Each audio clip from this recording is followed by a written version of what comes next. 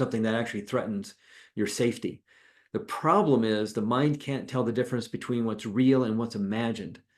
And this is most noticeable when somebody's having a nightmare in the middle of the night. And if you've ever had that experience, Joy, or I'm sure your listeners have that experience, or at least know somebody who has. And it doesn't matter how crazy or ridiculous or stupid the dream may be, something really dumb like a cheeseburger and his two hot dog friends chasing you down the street throwing rocks at you. It's not going to happen. Never going to happen. Or it could even be something super realistic like a war veteran having a PTSD dream about being back on the front lines, even though the war was 30 years ago. In both cases, neither scenario is real. It's just an imagined scenario within a dream while in deep sleep. But the mind thinks it's actually happening. You're cozy, comfortable, safe in bed, but the mind thinks you're being chased down the street by a gigantic cheeseburger, or you're back on the front lines. And so during deep sleep, it'll start to change your physiology. The brain will start to create that adrenaline, that cortisol, those hormones of stress and anxiety and fear.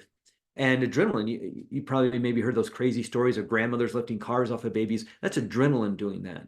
And so this is now coursing into your bloodstream. The brain creates these molecules called neuropeptides, hundreds of millions of these molecules dumping into your bloodstream from your brain. And these molecules send a signal of emotion to your body. That's why you can differentiate between different feeling states. You can tell. This is Joy Rowland, and you are listening to the Joyful Money Podcast. This is episode number 86, Overcome Fear and Anxiety, Program Yourself for Confidence with Craig Meriwether.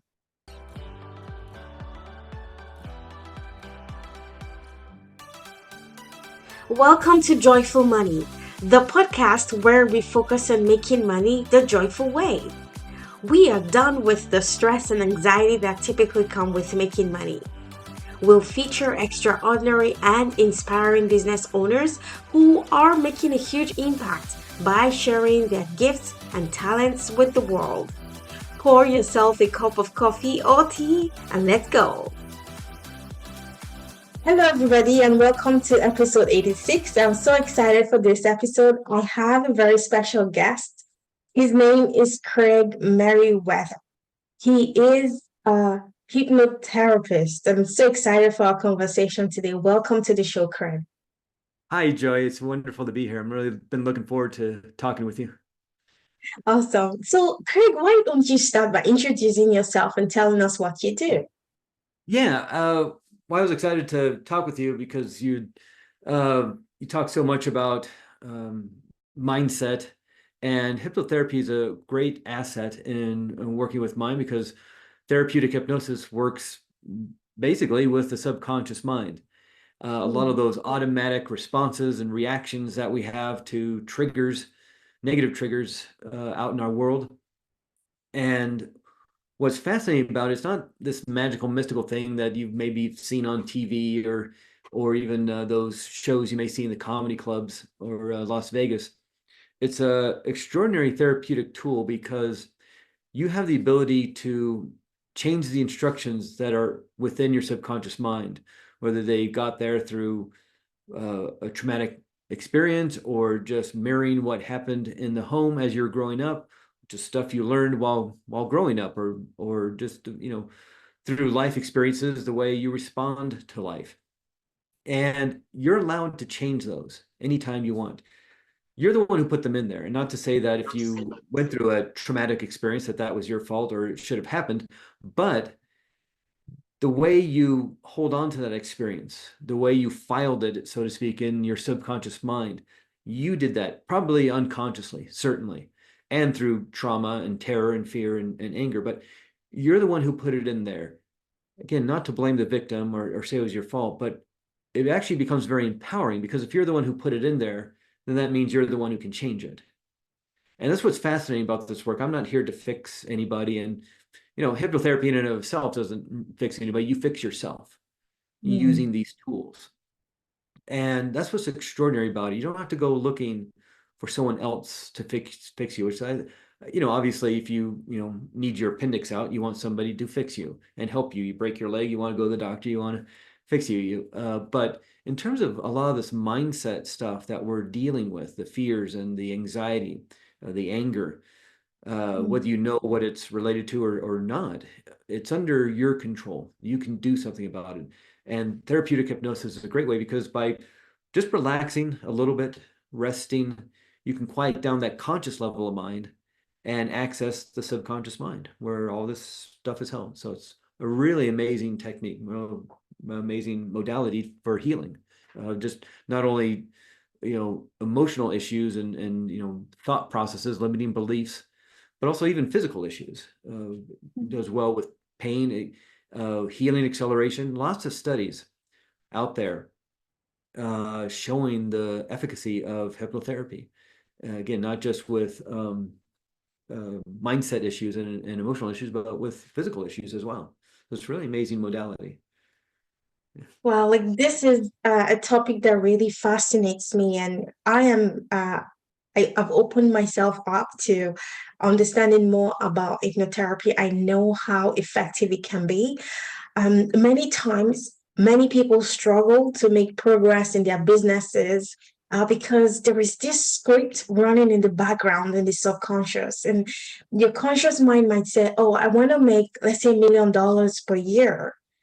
But in your subconscious, if you have a script that's running that keeps you stuck, makes you Yeah. afraid, when you lose confidence, maybe when you are about to make offers online and tell people about your products, you lose confidence, you don't take the actions that will get you the results you want. That's where the power of the subconscious comes in. And I love this so much because it's really not about just ranting affirmations every single day. We have to just go deep and understand why we have certain behaviors that kind of run in the background that we keep doing over and over again, regardless of what our conscious mind says it wants to achieve. So, for example, with weight loss, you hear people say, I want to lose weight, but over and over again, you see yourself in front of the fridge eating all of those foods you told yourself just 2 hours ago you weren't going to eat. So, like, I love this topic very much, Craig. I want you to tell us how would you use hypnotherapy to help people overcome fear, anxiety, and to build their confidence? Yeah, it's that's a great question. And because so many of us deal with fears, whether they're huge fears or just slight fears, the feeling state of fear and the feeling state of anxiety are actually warning signals to your Mm, body from your brain as controlled by the mind that there's danger in your external environment. And in and of itself, you never really want to get rid of fear and anxiety. That's part mm, of the human emotional spectrum. And we want that. We that fear keeps us from walking down that dark alley at midnight, even though it's a shortcut home. Uh, take the long way home, take the lighted streets, take the crowded streets. That fear keeps us from getting in the middle of a fight in the street or stepping too close to the edge of the Grand Canyon. The anxiety gives you that little trepidation that maybe there's something dangerous in your external environment. And that's great when there's something dangerous in your external environment, something that actually threatens your safety. The problem is the mind can't tell the difference between what's real and what's imagined. And this is most noticeable when somebody's having a nightmare in the middle of the night. And if you've ever had that experience, Joy, or I'm sure your listeners have that experience or at least know somebody who has. And it doesn't matter how crazy or ridiculous or stupid the dream may be, it's something really dumb like a cheeseburger and two hot dog friends chasing you down the street throwing rocks at you. It's not going to happen. Never going to happen. Or it could even be something super realistic like a war veteran having a PTSD dream about being back on the front lines, even though the war was 30 years ago. In both cases, neither scenario is real. It's just an imagined scenario within a dream while in deep sleep. But the mind thinks it's actually happening. You're cozy, comfortable, safe in bed, but the mind thinks you're being chased down the street by a gigantic cheeseburger or you're back on the front lines. And so during deep sleep, it'll start to change your physiology. The brain will start to create that adrenaline, that cortisol, those hormones of stress and anxiety and fear. And adrenaline, you probably maybe heard those crazy stories of grandmothers lifting cars off of babies. That's adrenaline doing that. And so this is mm, now coursing into your bloodstream. The brain creates these molecules called neuropeptides, hundreds of millions of these molecules dumping into your bloodstream from your brain. And these molecules send the signal of emotion to your body. That's why you can differentiate between different feeling states. You can tell the difference between fear and anger and overwhelm and depression, sadness and joy and happiness and love because of these molecules. These are literal molecules of fear, molecules of anxiety now coursing through your bloodstream, looking for the right cells to connect to. 300% more blood is moving to the big muscles of your arms to fight, 300% more blood moving to the big muscles of your legs to escape, all while you're cozy and comfortable in bed. You're literally changing your physiology through thought alone because your mind thinks you're in danger, and that feeling state of anxiety and fear and anger are warning signals. So if you're in a building and somebody pulls a fire alarm, the lights, strobe lights go off, the sirens go off, warning everybody that there's danger and you need to get to safety right away. That's what your body's trying to signal you through the sirens and lights of feeling states instead. And that anxiety is not there to, cause discomfort for the sake of discomfort and wreck your life and ruin your day. It's there to warn you that there's danger. The problem is, again, the mind can't tell the difference between a real safety issue or something that's just imagined. But through thought alone, you can change your physiology. So that's what we do through thought and through even plain pretend and using your imagination. We can change your physiology. And that's a big part of hypnotherapy, neurolinguistic programming, those kind of exercises and techniques. You can use that to change how you feel in your body. Now, a lot of those triggers are coming from issues that may have happened in the past. Your subconscious mind is for you. It's trying to protect you. It just may be doing so in a not very resourceful way, a very resilient way. It's trying to protect you. And to do so, it's using what you've experienced in the past as a guidepost on how to keep you safe. Even if that thing happened 40 years ago, 50 years ago, it's trying to protect you from ever experiencing it again. So there's a file of that traumatic event in your subconscious mind. There's this huge filing cabinet of all the different experiences, situations, and circumstances that have caused fear and anxiety and stress and trauma and terror and anger and humiliation and embarrassment. And it doesn't want you to experience that again. And so if anything in your external environment looks like one of those files, it'll set off the warning signals. The thing is, you're in control of that filing cabinet. And so you are allowed to do with the file, but until you do, you're just going to grip onto those files.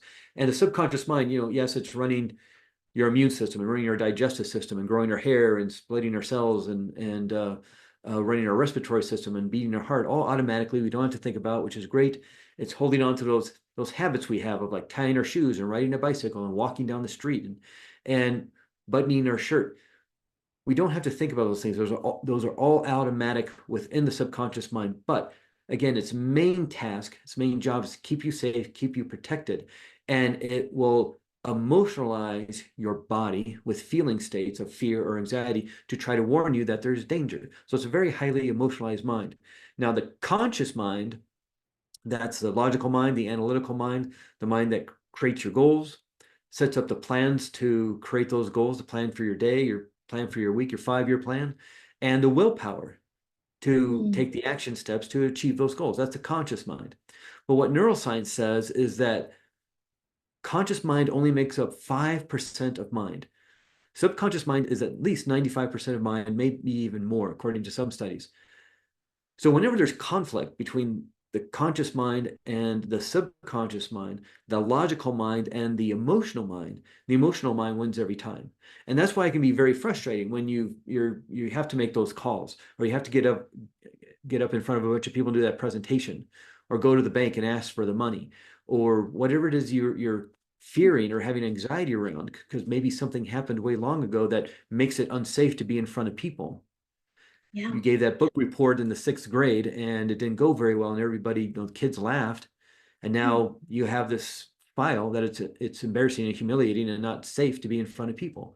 Well, and maybe that kept you safe when you're in the 6th grade and 7th grade. But that doesn't help you when you're in your 30s or your 40s and you're needing to do the presentation to get the word out about your business or the service that you have. And so when there's conflict between the logical mind, yeah, I can get up there. I need to do this. I need to go to the networking event. I need to give the presentation at the conference.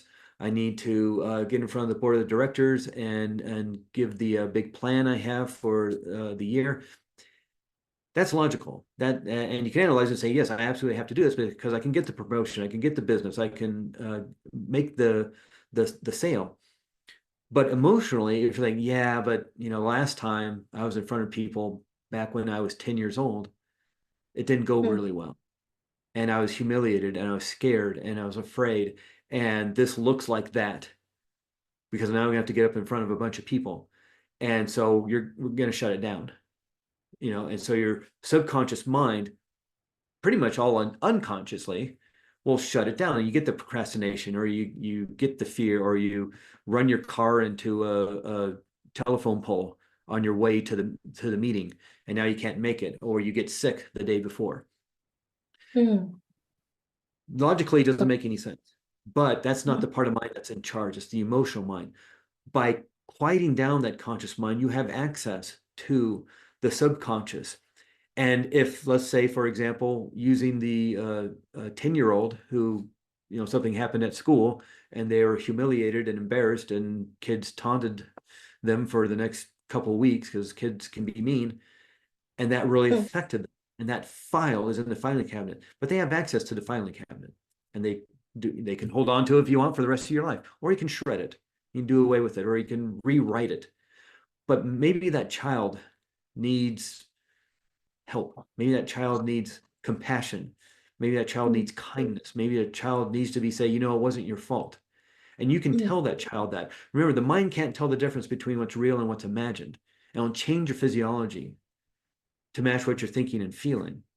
And so, even though it may seem a little ridiculous to imagine going to the 10-year-old you and saying, that wasn't fair, that wasn't right, and that shouldn't have happened, but you're a good kid and I love you, and create that healing with that child, even though that may seem a little ridiculous because you're 40 years old now, or 35 years old, or 50 years old, it may seem a little ridiculous. The mind can't tell the difference between what's real and what's imagined. And just as having a nightmare about a cheeseburger chasing you down the street can change your physiology to the point of armoring yourself to protect you with that adrenaline, that cortisol, and moving the blood into the big muscles of your body.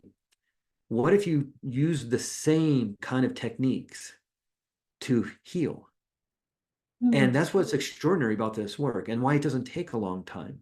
This isn't talk therapy. We don't talk about the issue over and over and over again. And there can be a lot of healing there, and there can be a lot of therapeutic value in doing that kind of work. But that's not what this is. This is finding those files, those instructions that have been put in, whether to keep you safe or just how you think that's how life works because we are mirroring something in the home. And that doesn't work for you, you're allowed to change it. And mm, by building the confidence of implanting those instructions and then practicing that confidence, and the easiest way to practice confidence is just to pretend you have mm, the confidence. And again, that seems a little ridiculous, and why would that work? But what is strongest within your mind is what you do over and over again. What you practice, you get better at. And we know this from playing the piano or the guitar or learning dance or learning martial arts or learning a foreign language, learning to ride a bicycle, learning to drive a car. What you practice, you get better at. But what if you're practicing anxiety? What if you're mm, practicing fear? And so a big part of the healing work is not only just what we do within a session, the healing we do within a session and the rewiring literally of the brain by creating new neural pathways to experience life in a different way. Not only do we do the healing work in session, but there's practice.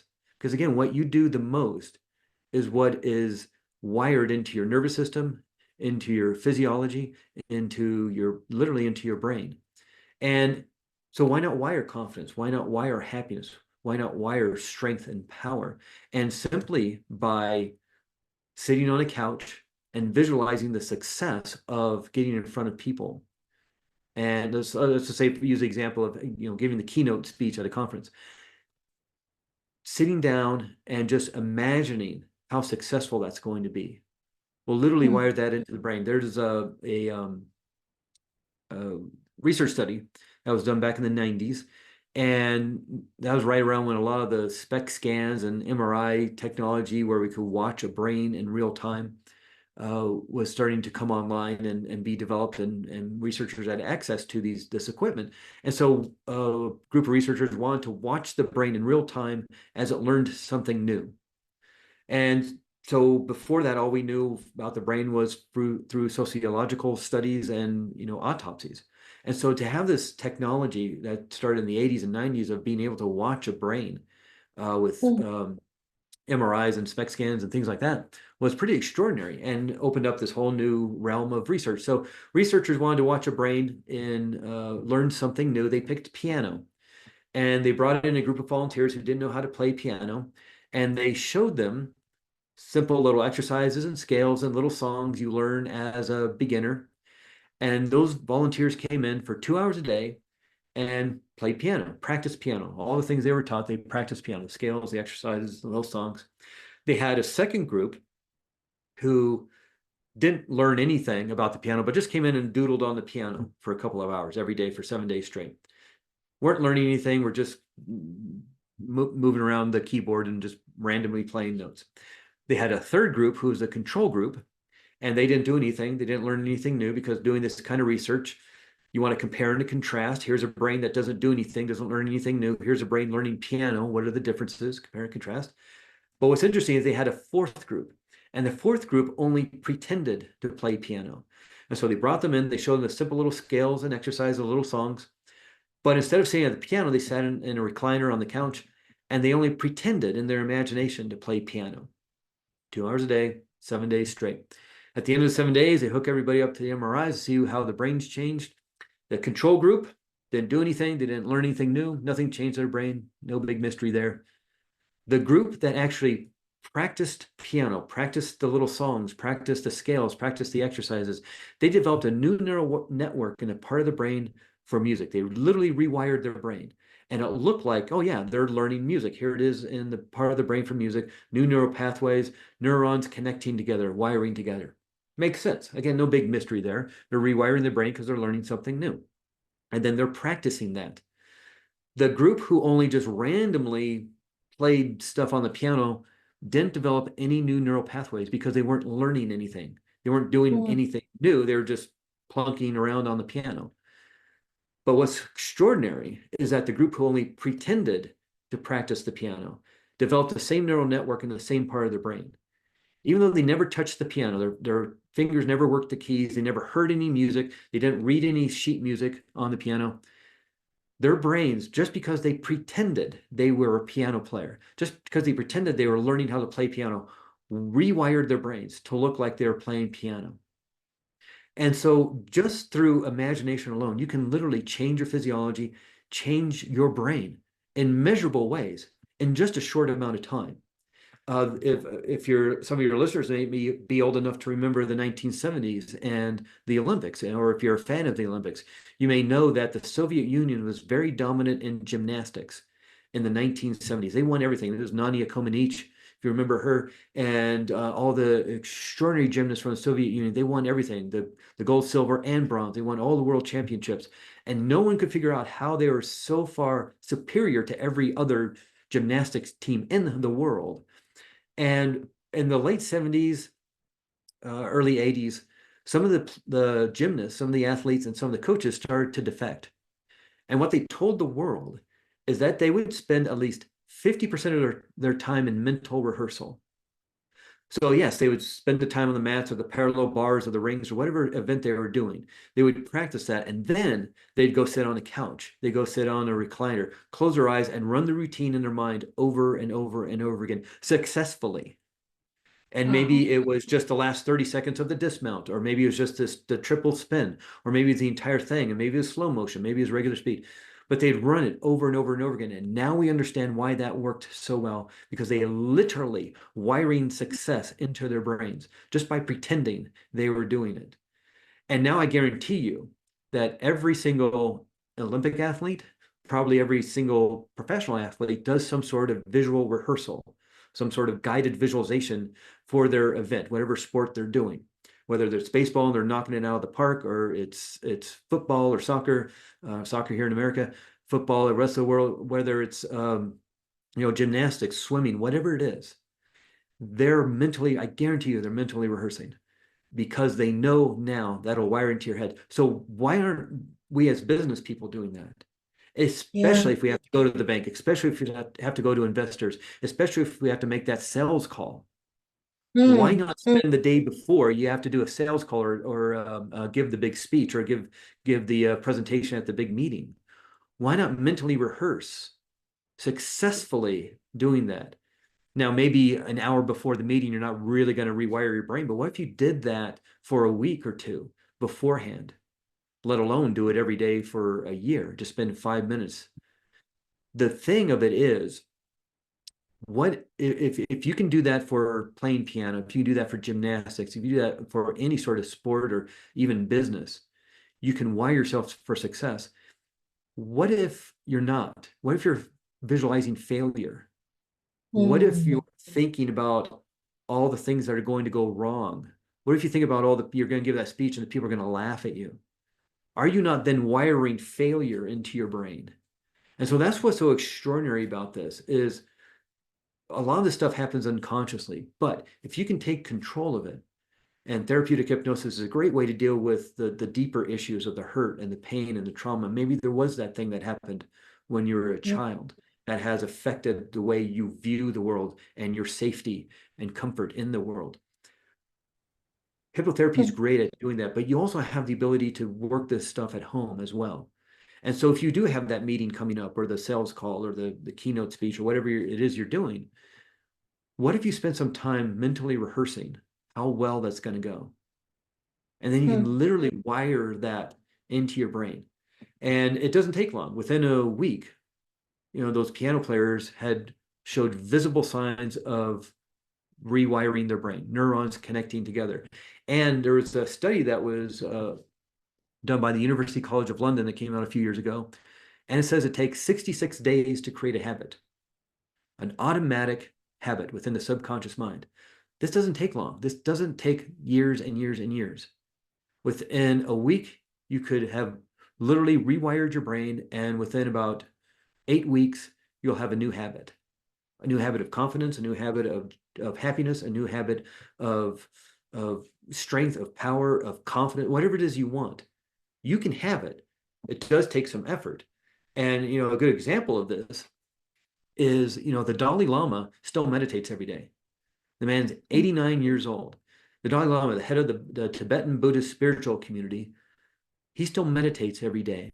And if you read his books, he talks about the anger, he talks about the sorrow, he talks about the despair of what's going on in Tibet. The Chinese government is still bulldozing down monasteries to build roads and other government buildings, and arresting his monks and torturing his monks. That's still going on.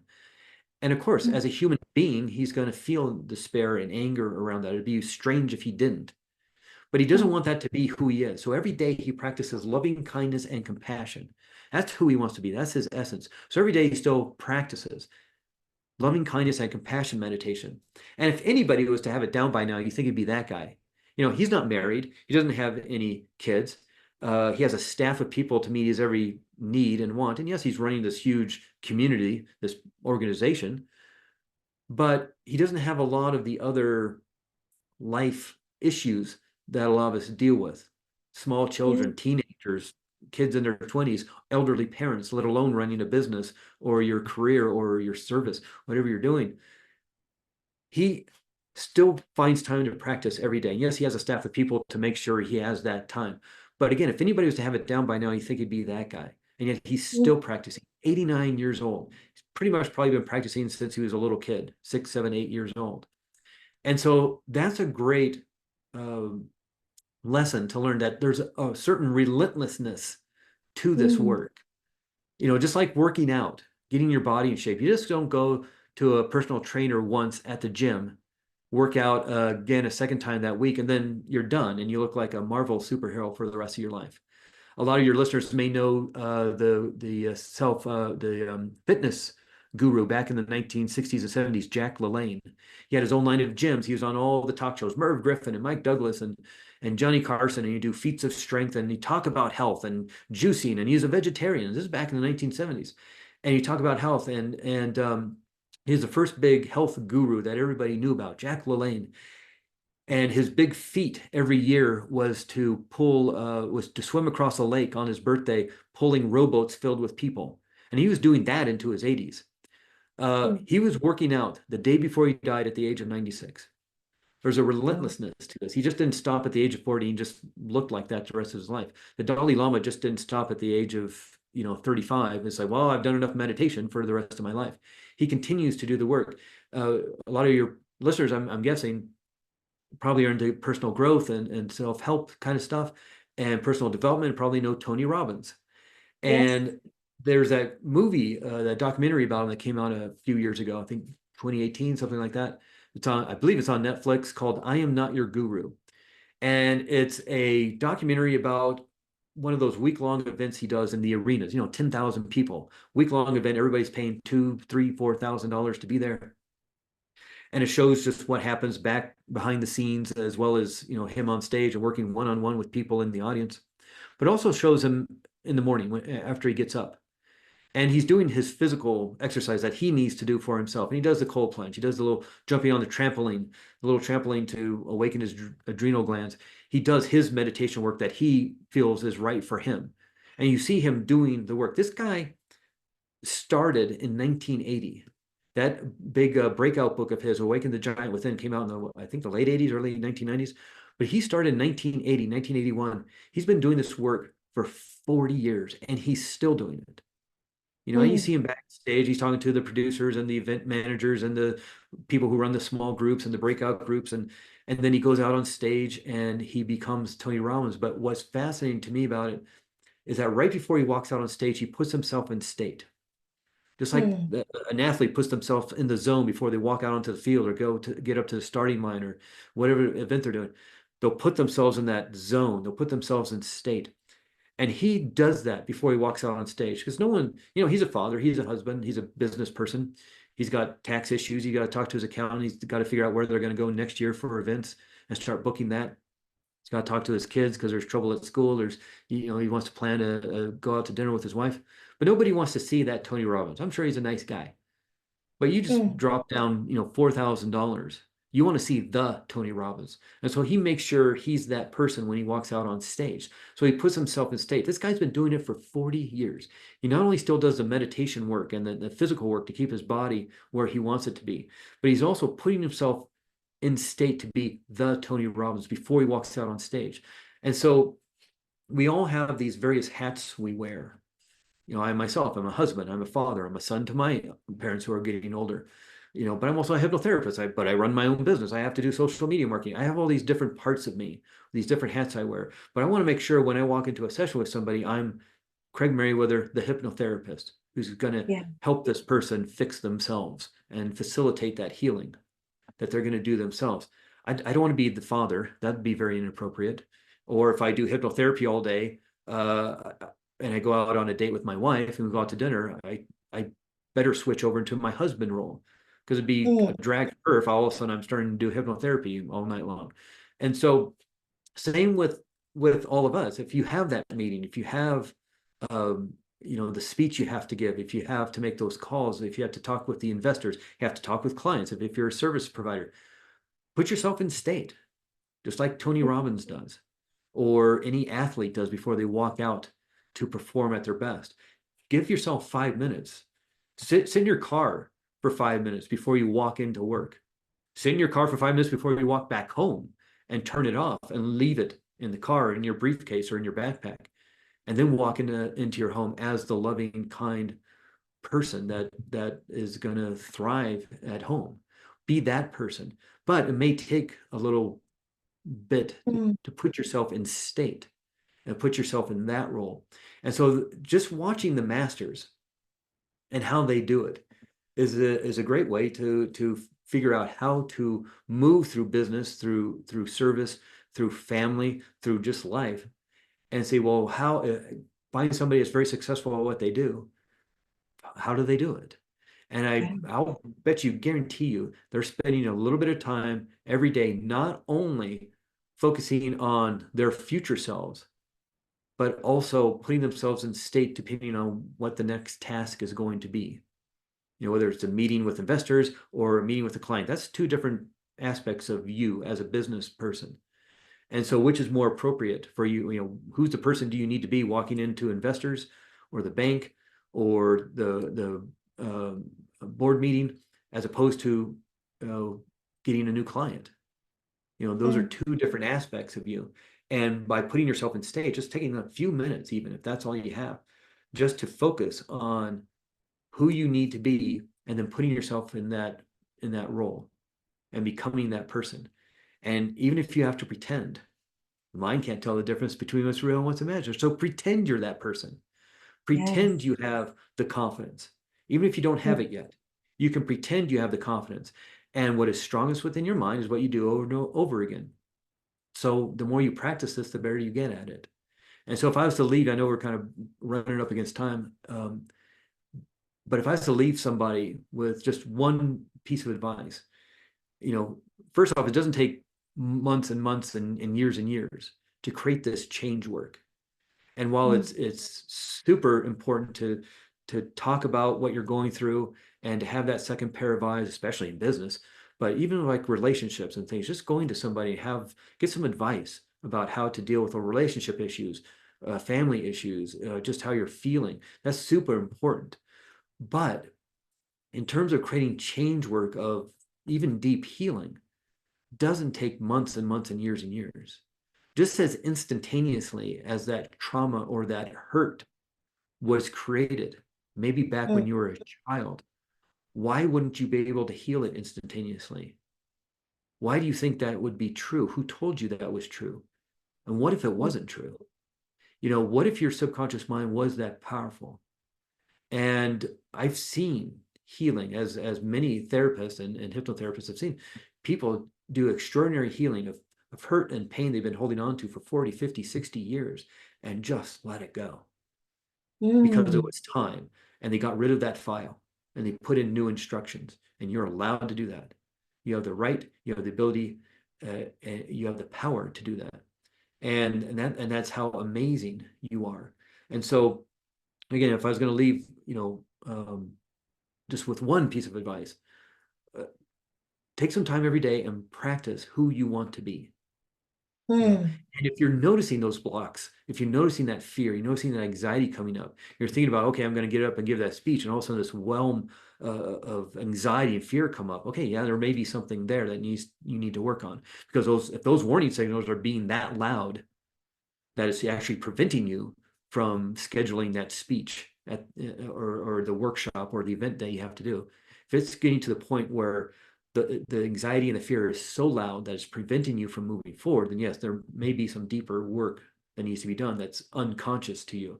And that's what people can find frustrating about talk therapy, not to disparage another therapy that can be very helpful. But if you're not aware of what the problem is, talking about fears is not going to help you.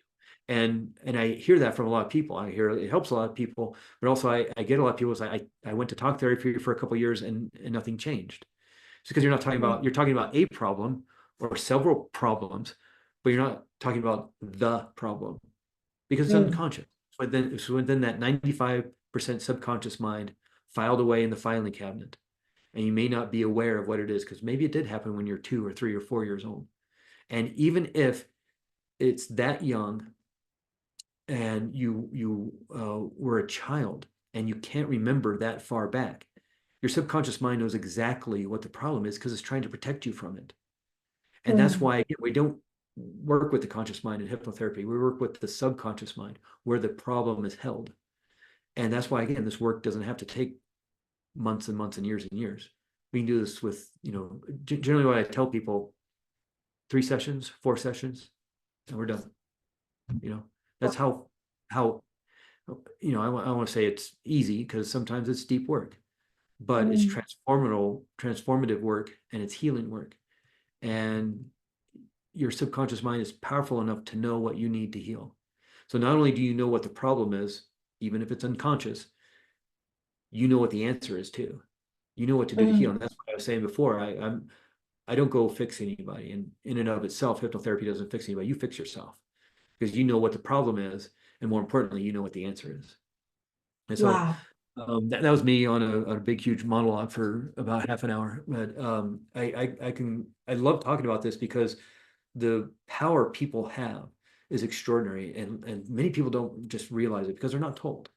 And we have, especially here in maybe the Western world, we have this, we look for other people to help us. And of course, Mm, yeah, break my leg, I'm in a car accident, I have appendicitis, take me to the doctor. mm. But sometimes this deeper hurt that we have in our heart, in our Yes. soul, in our emotional hurt and pain, we're allowed to deal with that ourselves. And again, Mm, it's your fault or that it should have happened or to blame the victim, but that hurt and pain was installed by you. Those instructions on how to react and feel about that situation, even if it's now unconscious, was put in there by you, which makes it very empowering because, well, if you're the one who put it in there, that means you can mm. take it out. And so Wow. we are that powerful. And if you know, if you have a slight idea of who you want to be, you can start practicing that today. And Mm, you will wire that into your brain, into your neurology, into your physiology, into your brain, into your nervous system, into your body. And practice, practice, practice. Like I said, there's a relentlessness to this. Ask the Dalai Lama when you stop meditating. Ask, you can't anymore, but could have asked Jack LaLanne when you stop working out. You just keep doing the work. Ask Tony Robbins when you stop doing the work. Just keep doing it, and you will get there. wow. This is so profound. I love this topic so much. So I know many people are listening and they're like, okay, how can I take this further? How can you help me, Craig? What Yeah. would you say Probably the two best places if you want to find out more about me and what I do, or even, let's talk over the phone about what you want to work on. I live in Arizona. I live in Flagstaff, Arizona, up in the mountains at 7,000 feet. We get snow. I do a lot of shoveling every year. And the name of my hypnotherapy business is Arizona Integrative Hypnotherapy. If you just Google Flagstaff Hypnosis, on Google, Flagstaff Hypnosis, I'll come up, you'll see it, Arizona Integrative Hypnotherapy. I also have ACE Any Test. That might be a little easier to remember. ACE Any Test, which is my test anxiety course, but you can also find me through there. Okay, so listeners, don't worry. I'm going to add all of those links in the show notes. If you're listening on Apple Podcasts, Spotify, or YouTube Music, they'll be in the show notes. And if you're watching on YouTube, they'll be in the description. This has been such a profound session for me because many of the things you talked about, I can relate, like all of my childhood trauma that's been holding me back. I want to release them, but somehow they keep running in the background. And like you said, I tell myself it wasn't my fault, right? Like, so I need to let go of that trauma so I can ascend into the person I want to be, which is this happy, free, wealthy woman. And that's why I said I have been exploring hypnotherapy as well. And this is a field I think a lot of people will benefit from. So I'm very glad we had this conversation today, Craig. Me too. I'm Any glad last you invited me onto the show. I before I let you? appreciate it. Yeah, Yeah. go ahead. Just because I appreciate you inviting me onto your show, and it's fun talking with you. Awesome. Thank you very much.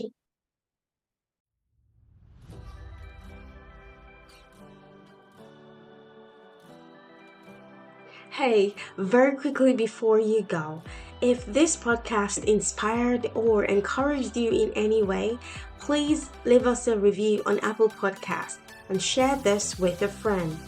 It means a lot to us, and we appreciate your kindness and generosity in doing this. We'll see you back here on the next episode. Bye bye.